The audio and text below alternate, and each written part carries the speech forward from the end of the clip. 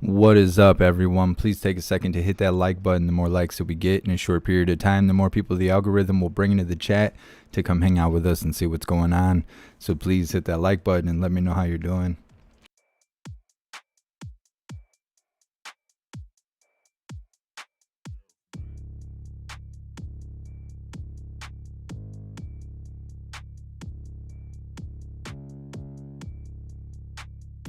After all these monsters I drank on the live stream, they need to endorse me.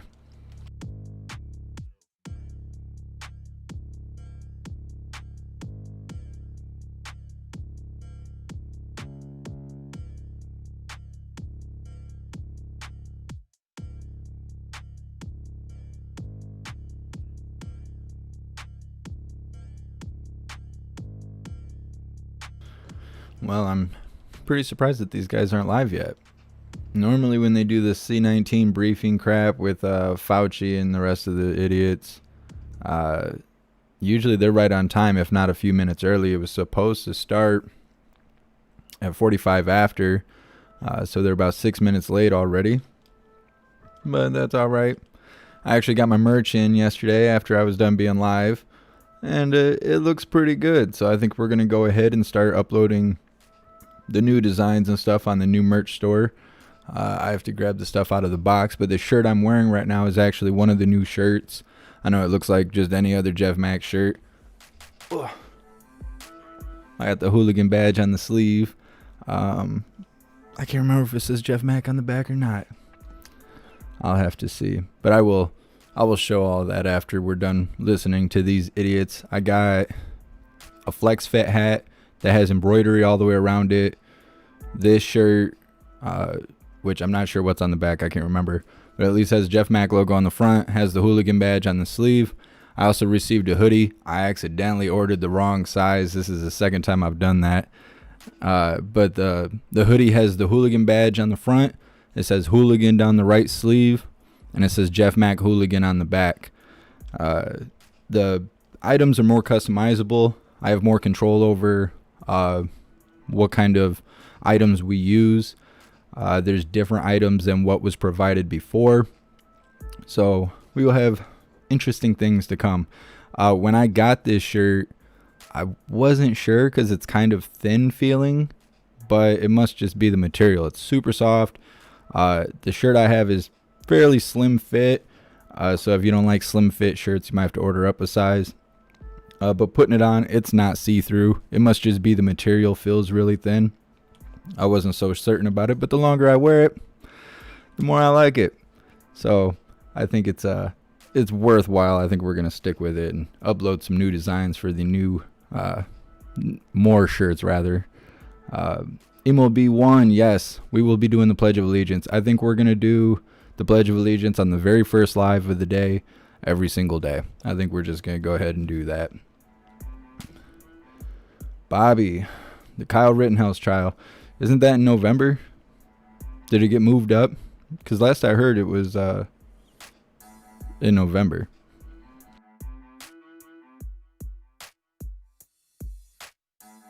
Dave Lowe, need a shirt says I got hit 35 times.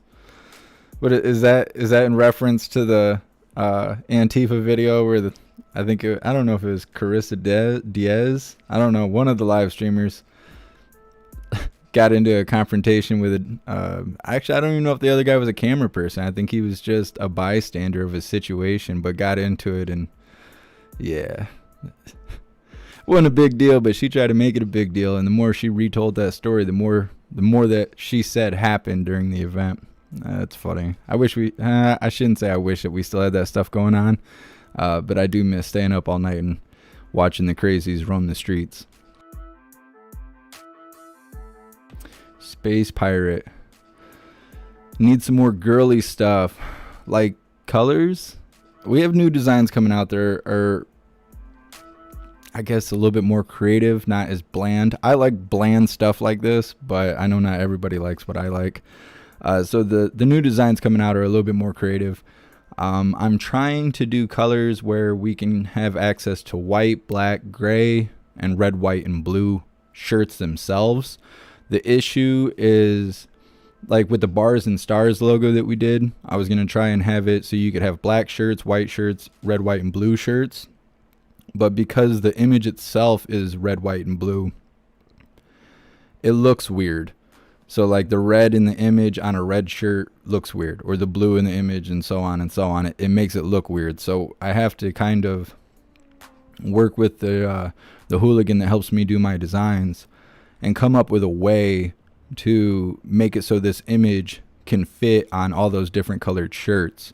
Because otherwise we have to basically create a different version of the same image for each color shirt that I put together. So we'll work on it. And Fauci. Thank you so much, Kendra. I appreciate your donation, your support. You're awesome. Today, more than 210 million Americans, nearly 75% of people aged 12 and older, have gotten at least their first shot. And just yesterday, we reached 180 million fully vaccinated Americans. That's up from 2 million the day the president took office. This is clearly significant progress, but at the same time, we cannot let up, especially in light of the more transmissible Delta variant.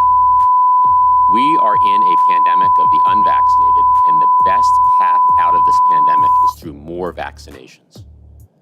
That's why vaccination that was on their end, not my end. Plan the president announced last week. On Wednesday, the president met with leading organizations, including Microsoft, Walgreens, Disney, Louisiana State University, Kaiser Permanente, and the Business Roundtable that are all working to implement vaccination requirements. Vaccination requirements work, and they're good for the economy. Let's walk through how vaccination requirements are playing out. At United Airlines, the vaccination rate among employees has gone from 59% to 90%. In just 6 weeks. 89% of active duty troops have now gotten at least their first shot. That's up from 76% just 3 weeks ago when Secretary Austin directed the military to acquire vaccinations. Kaiser Permanente, which instituted its requirements last month, now has 89% of their employees vaccinated. The same is true for Children's Hospital of Philadelphia. Requiring vaccinations has led to about 90% of its workforce being vaccinated more than a month before its deadline. 90% of Fox Corp employees reported they are fully vaccinated after the company mandated all employees submit their vaccination status or undergo regular testing. And at Rutgers University, the University of Vermont, University of Virginia, and UC Berkeley, all have 97% of their students vaccinated. So here's what we know. Vaccination requirements work. They get more Americans vaccinated, which is the best path out of the pandemic. Plain and simple. Private and public sectors implementing vaccination requirements have seen their vaccination rates increase by double digits in just a few weeks. And early adopters of vaccination requirements, from private employers to healthcare systems to the military, have already reached vaccination rates of about 90%, well ahead of the deadlines they've set. 90% vaccination rates. That's really strong progress, and these organizations continue to see more employees vaccinated, adopters of vaccination requirements. Vaccination requirements are not only our path out of the pandemic, but they also accelerate our economic recovery. By increasing the number of workers that are vaccinated, vaccination requirements will keep workplaces safe and help curb the spread of the virus in communities. That means more Americans getting back to work. It means safer schools and healthier families. It means more consumers dining out and shopping at their local small businesses. Look, you don't have to be an economist to understand why vaccination requirements will boost more than vaccination rates. No, you have to be a communist. Job growth, the labor market, and the overall economy. But that is exactly what leading economists believe, including those at Goldman Sachs and Moody's. One economist even called the president's plan for vaccination requirements, quote, the cheapest and most powerful economic stimulus ever enacted. The bottom line is the president's vaccination requirements are becoming the standard for American workers across the country. They work, they're good for the economy, and they are widely supported. Importantly, workers support vaccination requirements. At United Airlines, one of the first companies to announce vaccination requirements, there's an overwhelming level of support from its workforce. A flight attendant emailed the CEO, "I do feel safer and better knowing the people I work with are vaccinated, and that customers have told me how much it means to them." Another employee wrote, "It's just the right thing to do." So I will close with this call to action. If you're the leader of a business, a college, school district, a healthcare system, or a large venue without a vaccination requirement, or if you're an individual American who hasn't yet gotten vaccinated, step up and do your part. It's the right thing to do. You have the power to save lives and help accelerate our path out of this pandemic. With that, I'll turn it over to Dr. Murthy. Well, thank you, Jeff. I'll start by sharing where we are with COVID-19 vaccine boosters. This past Wednesday, the FDA released a data summary about booster shots. And today, the FDA's Vaccine and Related Biological Products Advisory Committee, also known as VRBPAC, is meeting to discuss the data and evaluate the safety and effectiveness of a booster. Next week, the CDC's Advisory Committee on Immunization Practices will meet to provide their independent evaluation, after which the CDC will make their final recommendation. This process is consistent with what we outlined in August, where our goals were to stay ahead of the virus, to lay out an initial plan based on our clinical judgment, and to ultimately ensure that the final plan would be based on the independent assessment and recommendations of the FDA and CDC. Our goal then and now is to protect the health and well-being of the public. As soon as the FDA and CDC complete their evaluations, we will be ready to move forward accordingly. We've used this time since our August announcement to communicate and coordinate with pharmacy partners, nursing homes, states, and localities. Yesterday, the CDC sent a message to state health officers laying out the process ahead and offering to help implement it in their jurisdiction. And the infrastructure that helped deliver more than 200 million first shots will be ready to go to deliver millions of booster shots as well. At the same time, we are continuing our efforts to reach those who have not yet been vaccinated. Our COVID-19 Community Corps and other local organizations are doubling down on their outreach, doing town halls and having the one-on-one conversations that we know are critical to getting people the information they need about vaccines. Last week, I had the chance to speak one-on-one with a young man who was unsure about whether he wanted to take the COVID-19 vaccine. We had a virtual face-to-face conversation and spent 45 minutes talking through his concerns. We talked about his family, the science behind the vaccines, claims he had seen online that he was unsure about, and how he had felt dismissed when he had raised questions in the past. And at the end of our conversation, he actually decided to get vaccinated. This past Tuesday, he got his first shot. Not every conversation will end in a vaccination right away, and that's okay. What matters is that we help people connect to accurate, science-based information that they can trust. And all along the way, we have to let them know that their questions matter as we approach them with dignity and respect. That's the approach that will help us accelerate the path out of this pandemic. Thanks for your time today, and I'll pass it on to Dr. Walensky. Good morning, and thank you, Dr. Murthy. Let's begin with an overview of the data. Our 7-day average of cases is about 146,000 per day. Our 7-day average of hospital admissions is approximately 11,165 per day. And our 7-day average of daily deaths has increased to 1,448 per day. We know the COVID-19 pandemic has placed tremendous stress on the healthcare sector, from hospitals to nursing homes to outpatient clinics.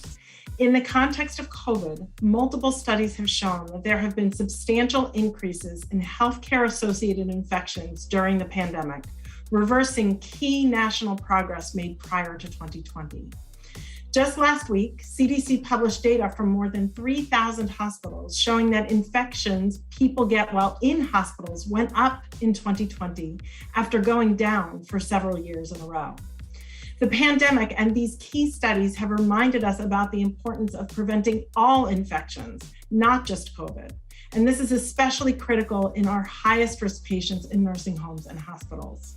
And that is why today, CDC is announcing a $2.1 billion investment from the American Rescue Plan to strengthen infection prevention and control activities across the US public health and healthcare sector.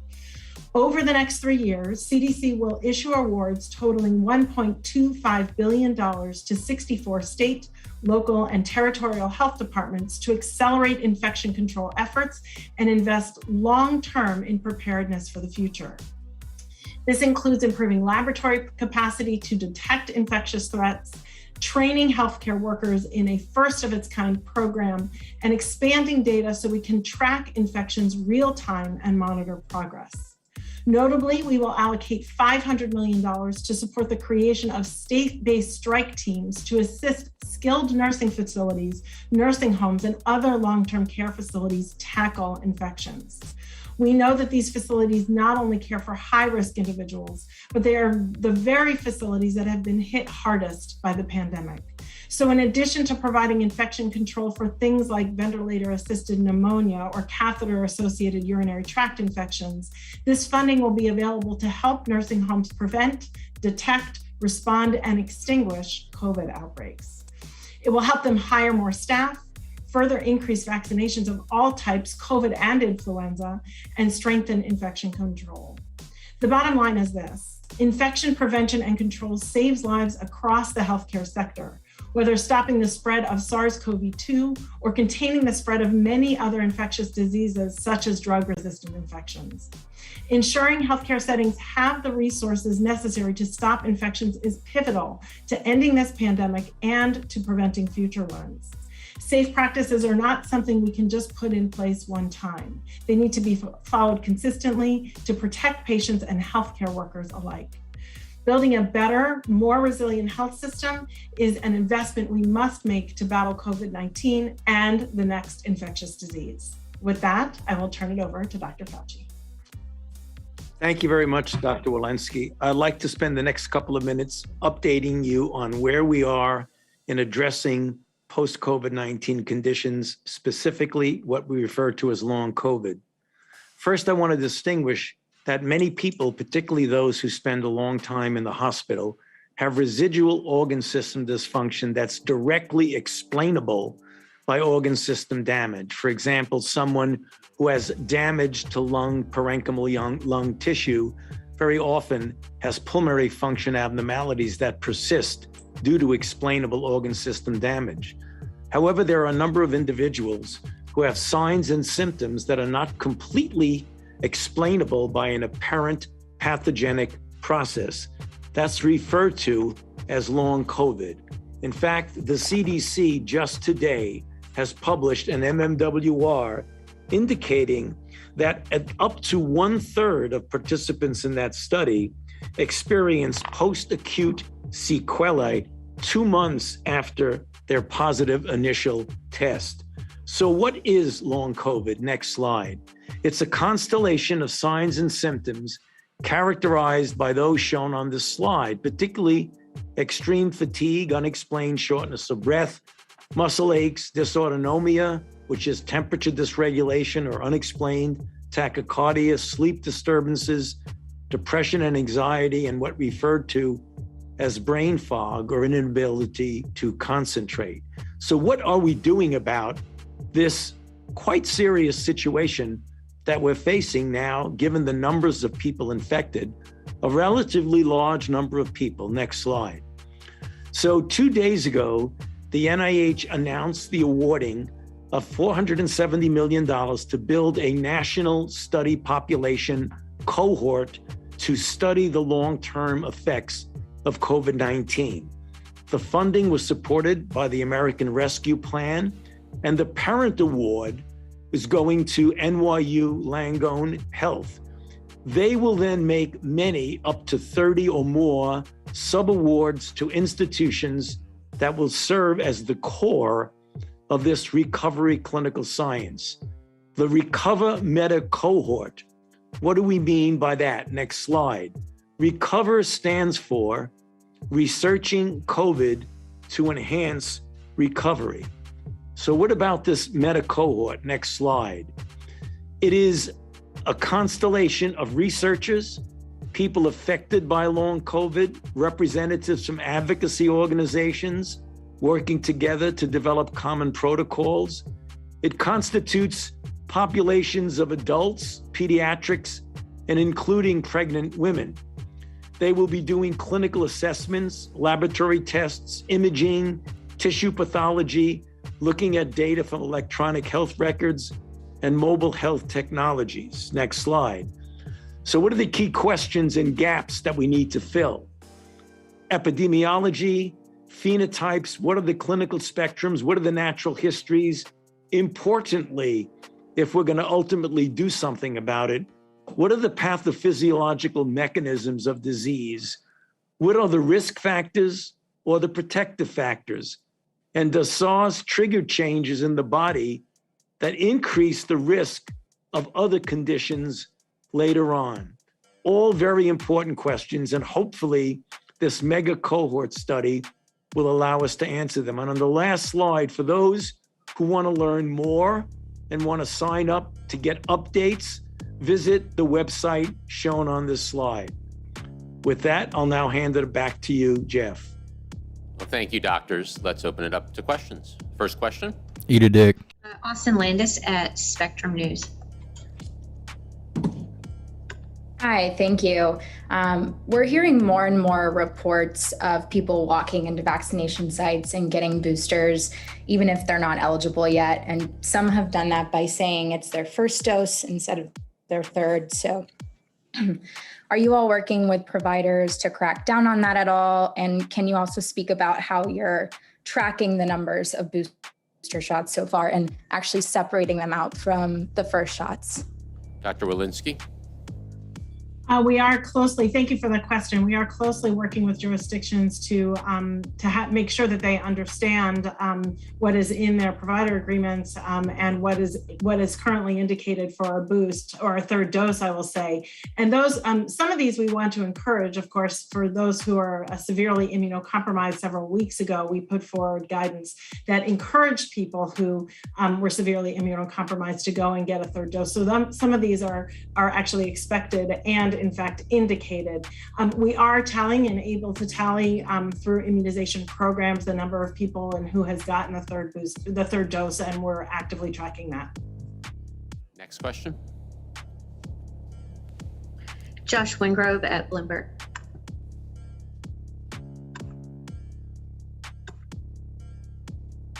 Hi there. Thank you. Hi there. Thank you for doing this. Can you tell me a little bit about what you expect to come from the vaccine summit next week that the president is hosting?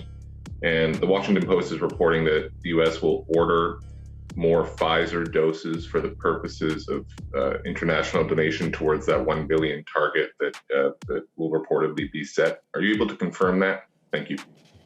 Well, on the second part of the question, the president has been clear that we will do more and more to help lead the world in getting the world vaccinated. We've done a lot already with 140 million doses shared with almost 100 different countries. What we've done with those 140 million doses is donate more than all other countries in the world combined.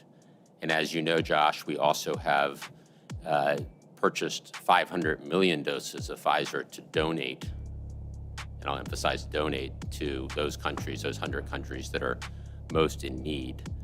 This will be a big topic of conversation at UNGA next week. We expect it to be so, and that's a moment for countries around the world to rally, to do more to help accelerate the globe's exit from this pandemic. I have no other updates to share with you at this point. Next question. Steve Miller at the Associated Press. Thanks for doing this. With the looming potential approval of the Pfizer booster, could you, Jeff, hopefully provide an update on the number of doses of Pfizer vaccine ready for use as boosters here in the U.S., as well as looking forward, what's the current U.S. stockpile, and then secondarily, should those boosters be approved, should we expect similar incentives programs, lotteries and the like to try to get convince people to get their third shots? Is there how does the federal government plan to reach out to people who may not remember where they got their first shot, which shot they got, to tell them to get those doses, and particularly people in harder to reach populations? Yeah, well, thank you. We have plenty of supply of all three vaccines for boosters, pending obviously the FDA and the CDC recommendations. We have supply in inventory, and we have also supply on order. So supply is in good shape for all Americans to get boosters as recommended by the agencies. The question about working to be prepared, we've been working for the last few weeks intensely with our partners, our governors, state and local health officials, the federal pharmacy programs, the community health centers, to ensure that we are ready for next week to begin boosters. I want to emphasize though, Josh, when you talked about incentives, and I'll add to that the requirements that I talked about, it's really important that the unvaccinated Americans, which is still north of 70 million people, have not gotten their first shot, even though they are eligible. It's really important that people get their first and second shot, while at the same time, based on the recommendations of FDA and CDC, will obviously make it easy and convenient for people to get a boost as recommended. Next question. Maureen Grappi at USA Today. Hi, my question is for the Surgeon General. You said on CNN on Sunday that you'll be monitoring exemptions for vaccine requirements to make sure they're not being abused. Can you elaborate on how you're going to do that and what actions you can take if you do find abuse? Sure. Well, Maureen, thanks for the question. That question, that answer I gave was in response to a question that was raised about exemptions. And the simple answer there is that we have said that medical exemptions and religious exemptions will be accepted for the requirements that we spoke about in the president's announcement. But like any other program that we roll out, we'll see how those programs go. We'll get feedback from workplaces that are putting requirements, from other institutions that are putting requirements, to see how those exemptions are working. And based on that feedback, if we need to make adjustments, we will do so. So that's what the comment was intended to be. It's just focused on the notion that we've got plans, we're going to roll out those plans, and we're going to take feedback. And if we need to make adjustments in the future, we will be sure to do that. Next question. All right, our last question will go to Tamara Keith at NPR. Thank you so much for taking my question. I am wondering, you've been very public about planning to roll out boosters, and you've also said you don't want to put pressure on the scientific agencies. How does being so public about this not put pressure on those agencies to make the decision that you're planning for them to make? Dr. Murphy? Yeah, well, Tamara, thank you for that question. So let me go back to why we made the announcement in August that we did. There were two reasons: transparency and planning. And from the transparency perspective, many of us, including myself, Dr. Fauci, Dr. Walensky, Dr. Collins, and other scientific leaders in the administration had said publicly that we were following the data closely. And if we saw a signal that indicated to us that protection was starting to wane and that additional shots may be required, that we would be transparent and open with the public about that. That was one of the reasons we felt it was important to speak up when we saw that signal in the data. But the second reason is planning. If you want to roll out booster shots to the population, you can't flip a switch and make that happen overnight. There's important planning that has to take place with localities, with state governments, with community organizations. And so we laid out an initial plan for that purpose, to allow the time that we've now been using over the last few weeks to do that all important coordination So the public could be confident that if and when boosters were required, they would be there for them. But finally, let me note this, which is that in the announcement in August, and certainly in the time since then, we have always said that this initial plan would be contingent on the FDA and the CDC's independent evaluation. We will follow that evaluation and their recommendations. We will make sure our final plan reflects it. So I see as what we were doing in August and what we continue to do there as really prioritizing transparency and preparation. And that's our fundamental goal here, is to make sure that the American people are protected against the virus. And that's what I believe we are doing. Yeah, I'd add that in December, when the vaccines were initially authorized for emergency use, there was not a strong plan in place, and we saw that there was a lag in terms of getting shots in arms. So we want to make sure we're ready for whatever decision the agencies make. Thank you for today's briefing, and we look forward to seeing people next week. Thank you. These guys are idiots. All right. Well, first, before we do the pledge, I wanted to remind everyone of this information. So all the slides that Troll Fauci had shown have that NIH marker at the top there. This woman-like figure, this is Christine Grady. She is, let me see, she is the head of the section on human subject research for the NIH. This is Anthony Fauci's wife. So all those slides and all that information and stuff, they're teamed up on this. It's a lot worse than most people think. It's a lot worse than most people think. So stupid. So I just want to remind everybody of that. I've shown people that a couple times, but not everybody realizes. All those NIH stuff that it coincides with the C19 briefings and all the White House crap, they're all working together.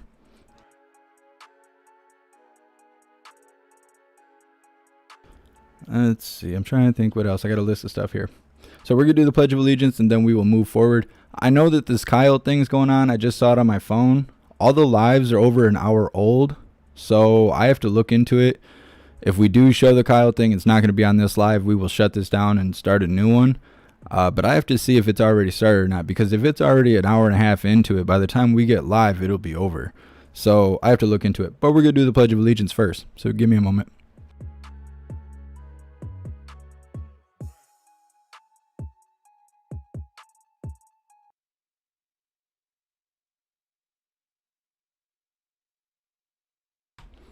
All right. Do the Pledge of Allegiance with me. Hold up. We got to do this the right way. There we go. All right. I pledge allegiance to the flag of the United States of America and to the republic for which it stands, one nation, under God, indivisible, with liberty and justice for all. All right. So, some notes I have here. We all know. Well, let me flip the screen here.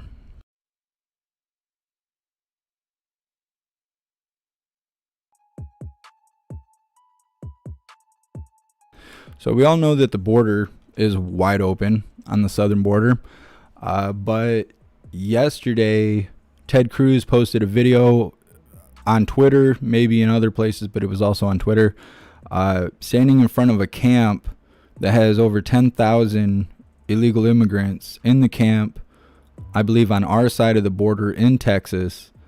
And he was saying it's like 2 days or 4 days before that, it was only like 700 people. And now it's like 10,000 people. And it's because they're seeing how easy it is to come over. So they're calling their whole family and they're like, hey, just, you might as well just come over here and be an American. It's free. Doesn't require anything but the effort of walking across the border. So it's crazy. It's crazy to see. So, like, I don't know how many of you have ever seen, I'm trying to think what it is. Oh, I can't even think what it is. Is it called Section 9 or something like that? It's like an alien movie where they're all in camps. Or even like the beginning of Scarface, where they're all in those camps. That's exactly what it looks like. It is a huge fenced in area, and there's just a roar of people. And it's intense to watch. District 9, thank you. Yes, it is just like that. It is intense to watch because you know how many people are just pouring across the border. Even, Peter asked Jem Balsacki that one day and she couldn't even answer it. But to see them all sitting there just on our side of the border is intimidating. Eventually, there will be more illegal immigrants in the country than there are Americans. The way it's going, it is insane. It is insane. I would pull it up, but I post so much stuff on Twitter, I'd be sitting here digging for an hour. So you need to follow me on Twitter because I shared it on Twitter. I also posted it in the Discord, but it is insane. So if this was about health, they would do something about that, because apparently the Biden administration had shut down deportation. So now when they come here, even if they do get caught, which most of them don't get caught, they get shipped to a metropolitan city, they just end up in this camp. And it's crazy. It's crazy. If those people just poured into our city, which a lot of them are, throughout the states, throughout the country, why are we under mandates? Why are we under restrictions? Why do we follow laws when all these people are just from wherever? Because they may not even be from Mexico. They could be from anywhere. They're just coming in through the southern border. It could be ISIS. It could be Cubans. It could be aliens. I mean, it could be anybody. It could be anybody. They're just coming over. Not good. That stuff is not good. And now that they're here, they have no status. They're not legitimately on record. Facial recognition and all that stuff isn't tracking them because they weren't born here. Even if they commit crimes, fingerprints and stuff like that, what do they got to worry? They're not in the system. Like they're totally under the radar, and it's being allowed to happen. It's not like they don't know. There's lots of reports coming out today and yesterday that you're no longer allowed to fly drones over that area, because all of this visual evidence is coming out of how bad it really is. There's an attack on multiple fronts against us, we the people. It's not all the authoritative assholes that are in control of our country. It's us. We're the ones in danger, not them. They're the ones allowing this to happen. And it's crazy because I've also been looking for paperwork that we can fill out or try and get not pledges. Oh my god, my brain ain't working. Whatever, you get all the signatures to try and persuade an elected official to make a decision, whatever the hell that is called. Outside of doing that, outside of protesting, outside of rioting, we did not really provide ourselves with a way to fix things. If we elect someone in, like we vote, petition, thank you. If we vote and we get somebody in office, there isn't anything we can do to get them out of office. There isn't anything we can do to penalize them. They're just there. And that's messed up. That's messed up. I didn't know that was like that. Because I was looking into, how do we impeach Biden? How do we legitimately get him out of office? Well, then you have to rely on Congress. Well, Congress ain't going to do it. So how do we get them out of office? Well, then we got to rely on other elected officials. We have to have put the right people in position to make these decisions happen, and it's messed up. The system is all messed up. We need term limits on Congress. That's the first thing that needs to happen, because that's what keeps these plans going. That's what keeps all this stuff going, is Congress being in office so long. Because if they don't agree with the president, if they don't agree with everything going on, they can dig their heels in the ground and prevent laws that help us, we the people. They can prevent that from happening. This is all messed up. The system is all messed up. We need ways to get people out of office if they're not performing correctly. We need term limits. So if for some reason we can't get enough votes or we can't get enough signatures to get them out of office, at least time will get them out of office instead of waiting for him to kick the bucket. This stuff is messed up. I didn't know a lot about government or how politics work prior to covering the riots that happened last year. I think it was last year, or maybe it was the year before. I don't know. It's all blending together. I didn't know anything about any of this stuff. I just cared about music. I didn't care about government. I didn't care about politics until I started covering the riots. And now here I am doing what I do today. This stuff should not be this way. We should not be in a position to where we're so controlled. We get lied to, we vote someone in, or they say we voted someone in, and then we're just stuck with what we got. That doesn't make sense. That doesn't make sense. That stuff's messed up. An article that has been released and I've been sharing as much as I can. So you know how the White House keeps saying the majority of the country has got the jab? That makes them the majority, right? Well, it doesn't prevent spread. I got to be careful how I word this. It doesn't prevent spread. Okay, let's just put it like that.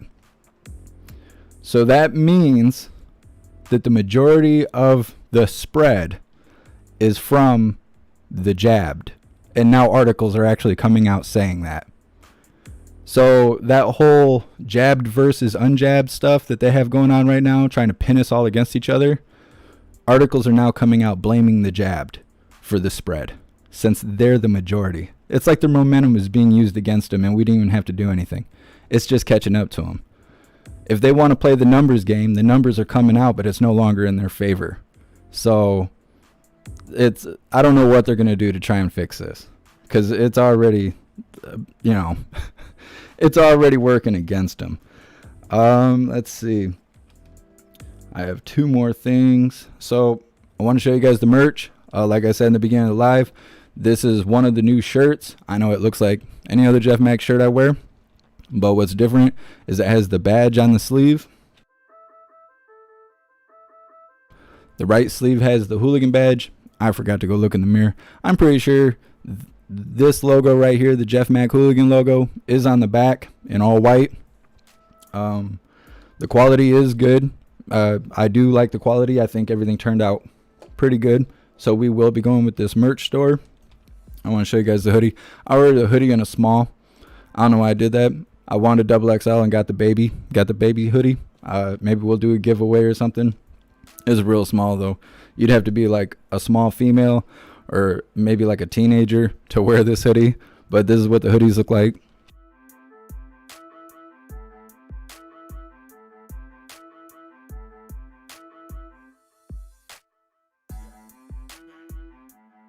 I'll show you the front, the sleeve, and then the back.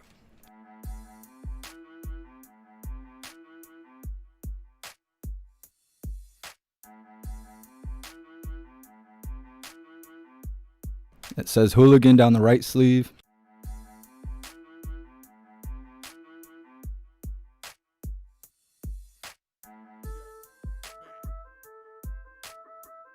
And then it's got the Jeff Mack hooligan logo on the back.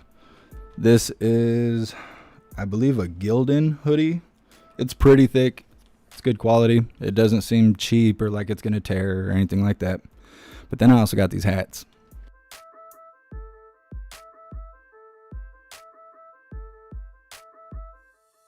Now I was pretty impressed with how these hats turned out. This is all embroidery. It says hooligan on the front. This is a actual flex fit hat. It's got the Jeff Mack logo on like the 11 o'clock. And then it's got the hooligan H on the back. These turned out awesome. They come in navy blue and black. And yeah, I think that they turned out pretty good. But they also have other items that I will be putting together. PJ Space Pirate was saying there should be some more girly stuff. I do believe that now we can make skirts and female shorts and dresses, and I think there's even bathing suits.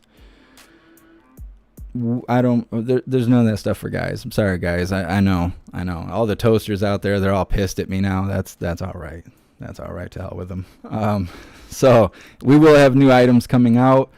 This new merch store, ships out things quicker. They have all kinds of sizes. The shirt that I'm wearing comes from like extra small all the way to like 5X. I'm going to try and start doing more colors. I want to get to the point where all the shirts come in black, white, gray, red, white, blue. That's what I'm trying to do. It's difficult with the logos not being, really set up for that, but we're going to work on that. We're going to get that straightened out. I'm trying to get unders. The problem with unders is they're all coming from China. Oh, and that's another thing. All my items they're made in America. I have the option to get them shipped from China, to get them shipped from Europe, stuff like that, and the prices are actually a lot better. Like this shirt is like $22, and I have it listed for like $25, so it'll cover shipping. I make like 50 cents for every one of these shirts you buy. Like it is not profit purposes that I make this merch. It is so you guys can be proud hooligans, so you guys can support what we do. The Hardcore Truther stuff is out. I'm going to be moving that to the new merch store, and that's what it's all about, is the fact that we get down to business. We're out here seeking the truth, and that's what it's about. It's not about profit, because I definitely don't make any profit off of this. But yeah, everything I choose is made in America. It's not made anywhere else, so the profit margin is lower. The cost is higher. But yeah, as far as the unders go, I can't get it through this merch, not from America. What I could do is purchase unders. I'd have to purchase unders in all these different sizes and then have them screen printed and then basically handle the shipping and handling myself. Maybe that will happen in the future, but as long as I'm doing this stuff by myself, I don't know that I can actually do that. I do have a hooligan that's helping me design things. She, has her own job and her own stuff she has to do. So I don't know that she can help me with that. Maybe she will. We'll see how it goes. But I am impressed with the new store. Their customer service is pretty awesome. I contacted them about this small hoodie. They reached right back to me. I believe they're going to send me another hoodie to replace this one. And like I said, maybe we'll do a giveaway or something for this hoodie. People that have teenagers, or if you're like a small female, we'll figure something out. We will figure something out. Let's see. Oh yeah. And big shout out to all the hooligans. We hit 54,000 subscribers sometime in the middle of the night. I was kind of waiting on it. We were like 15 away yesterday, 15 subscribers. We are now officially into 54,000. So thank you guys so much. You guys are super awesome. That's so awesome. We've been stuck at 50,000 for like 8 months. And now we're just shooting up the ladder there. I think we get a play button if we hit 100,000. So that'll be exciting. Even though I've heard that it takes like a year to get it in the mail. YouTube probably just spit right on my plaque. Just put a big brown streak right across the middle of it, I'm sure, just because they hate us. But that's all right. That's all right. We will take it. We will accept that.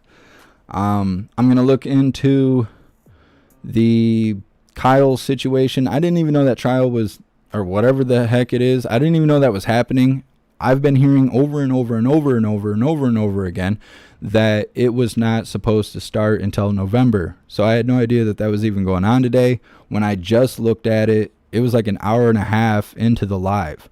Now that doesn't necessarily mean that the trial has been going for an hour and a half. It just means that they started the live an hour and a half ago. So I have to figure out what's going on with that and whether or not we're going to show it. If it's already halfway through, I'm not going to show it because we're going to miss everything that happened. Basically, we're just going to hear the response from the judges and stuff like that. We're not even going to know what they're responding to. So yeah, I got to look into that and figure that stuff out. As far as tomorrow goes, we will be busy. I am positive we are going to be busy. There's so much stuff going on, not just in DC. I think there's people also marching and rallying and parading at their own capitals in their own states. So I'm about 100% positive we're going to be busy tomorrow. I've actually tried to do as much as I can today to make sure that my schedule is clear tomorrow, because I don't even know what time everything's supposed to start. I want to say I was told at noon Eastern time is when everything is supposed to start. So make sure you get your coffee and your snacks together and stuff, because I think tomorrow's going to be kind of wild. I've been getting nonstop messages from every direction on every platform you can think of that tomorrow is a false flag, that something is going to happen tomorrow that is not going to be a good thing. So do with that what you will. I know a lot of people want to go out and show support and stuff like that. I don't know what to say about it. All I know is we're going to be covering it live. We're going to be busy. And I hope to see all of you there. Yeah, I think that's it. The White House doesn't have anything else scheduled, so this is our last briefing for the week because it's Friday. And I don't think there's anything else scheduled. But that doesn't mean that there won't be stuff going on. It's Friday.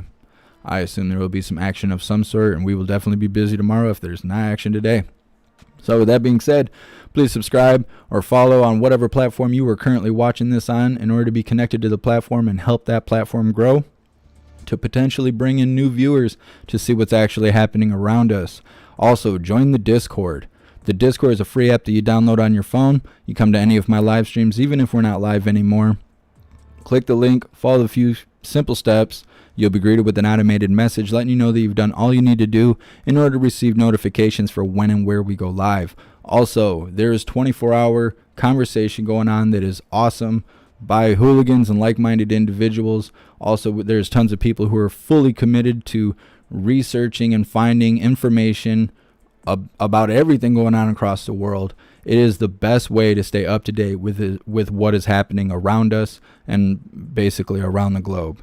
Oh man, I just offended all the flat earthers. Anyways, definitely join the Discord. It is definitely worth it.